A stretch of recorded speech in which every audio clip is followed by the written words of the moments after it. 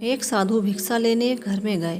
उस घर में माई भोजन बना रही थी और पास में बैठी उसकी लगभग 8 साल की बेटी बिलख बिलख कर रो रही थी। साधु का हृदय करुणा से भर गया। वे बोले, माता, यह बच्ची क्यों रो रही है?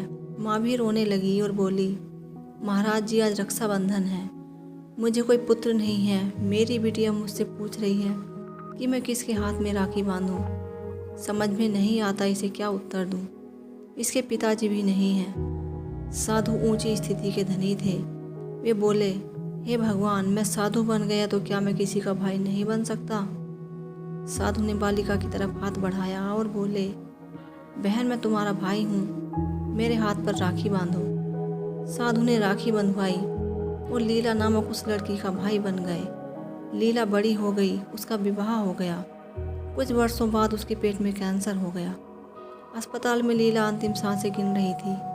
घर वालों ने उसकी अंतिम इच्छा पूछी। लीला ने कहा, मेरे भाई साहब को बुलवा दीजिए।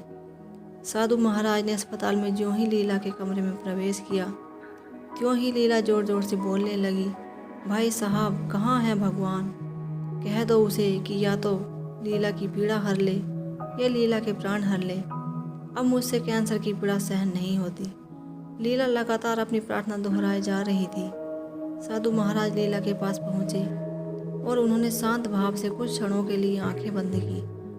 फिर अपने कंधे पर रखा पीला वस्त्र लीला की तरफ फेंका और बोले, जाओ बहन, या तो प्रभु तुम्हारी पीड़ा हर लेंगे या प्राण हर लेंगे। उनका बोलना, वस्त्र का गिरना और लीला का उठकर खड़े हो जाना सब एक साथ हो गया। लीला बोल उठी, कहाँ है कैंसर? मैं एकदम ठीक हूँ, घर चलो।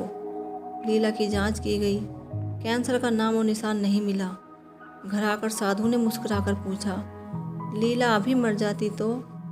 लीला बोली, मुझे अपने दोनों छोटे बच्चों की याद आ रही थी, उनकी चिंता हो रही थी, इसलिए प्रभु ने तुम्हें प्राण शक्ति दी है। बच्चों की सेवा करो, बंधन तोड़ दो और मरने के लिए तैयार हो जाओ।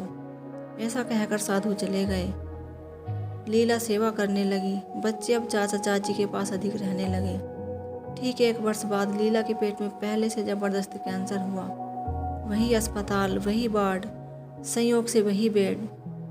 लीला ने अंतिम इच्छा बताई, भाई साहब को बुलाइए। साधु बहन के पास पहुंचे और पूछा, क्या हाल है? लीला एकदम शांत थी। उसने अपने भाई का हाथ अपने सिर पर रखा, वंदना की और बोली, भाई साहब, मैं शरीर नहीं हूँ, मैं अमर आत्मा हूँ, मैं प्रभु की हूँ और मुक्त हूँ। कहते कहते ओंकार का उच्चारण करके लीला ने शरीर त्याग दिया। लीला के पति दुखी होकर रोने लगे। साधु महाराज उन्हें समझाते हुए बोले, भैया क्यों रोते हो? अब लीला का जन्म नहीं होगा, लीला मुक्त हो गई। वे फिर हंसे और दोबारा बोले, हम जिसका हाथ पकड़ लेते हैं उसे मुक्त करके ही छोड़ते हैं। पति का दुख कम हुआ। उन्होंने पूछा, महाराज जी, पिछले वर्ष तत्काल लीला ठीक कैसे हो गई? आपने क्या किया था?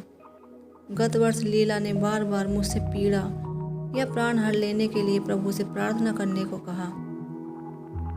मैंने प्रभु से कहा, हे भगवान, अब तक लीला मेरी बहन थी, इस क्षण के बाद वह आपकी बहन है, अब आप ही संभालिए।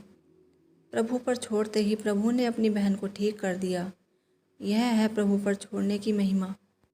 ऐसे ही जब आपके जीवन में कोई ऐसी समस्या, दुख या मुसीबत आए जिसका हल आपके पास नहीं हो, तो आप घबराना मत, बल्कि किसी एकांत कमरे में चले जाना और भगवान सद्गुरु के चरणों में प्रार्थना करके सब कुछ उनको सौंप देना और शांत निर्भर हो जाना।